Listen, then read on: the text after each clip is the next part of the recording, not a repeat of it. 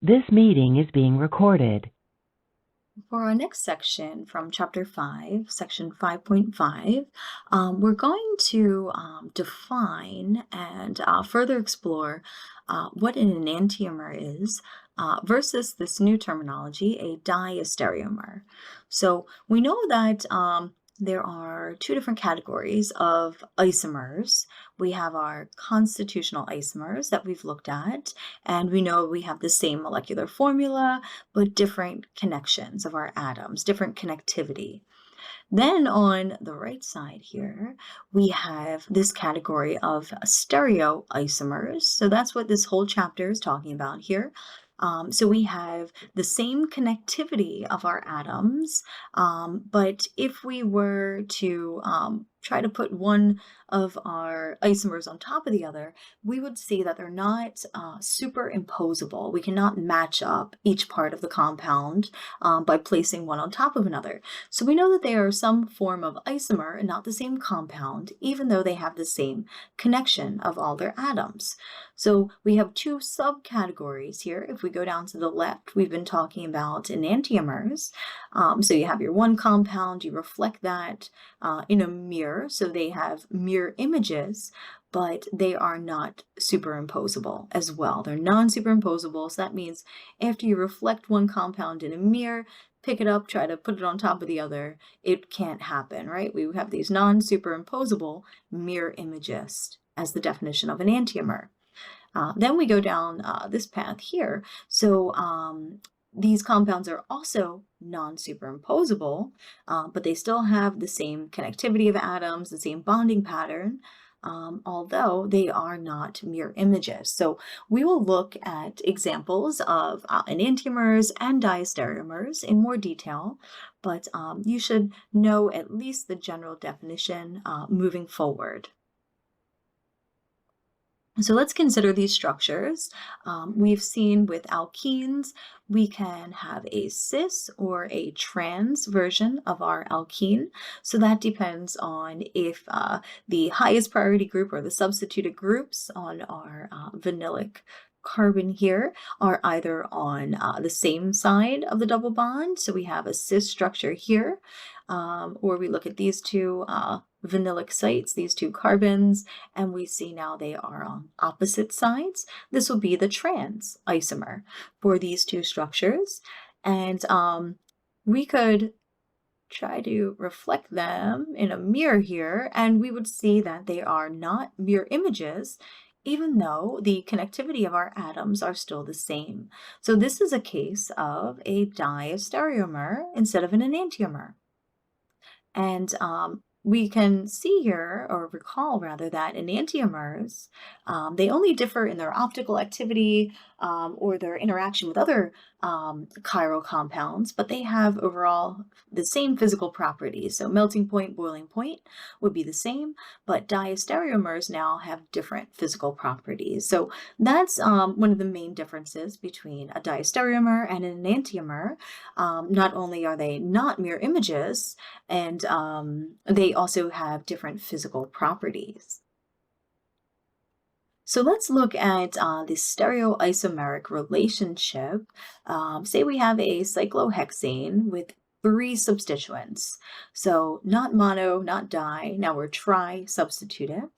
And we can see in this first green box here, we have a 1R, 2R, 3S.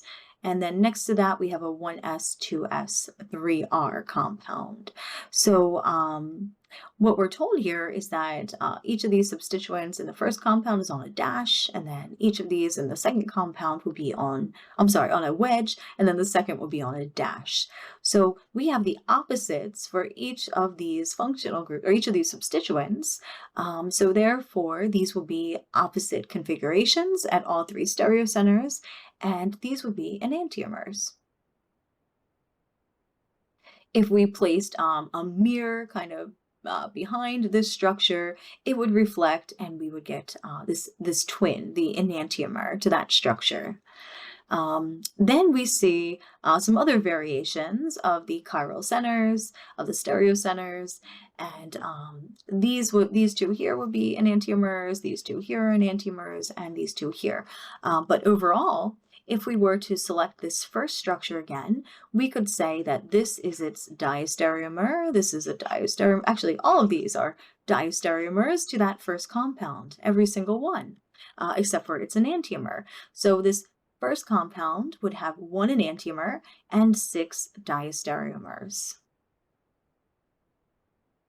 Right, so we have 8 stereoisomers totaled.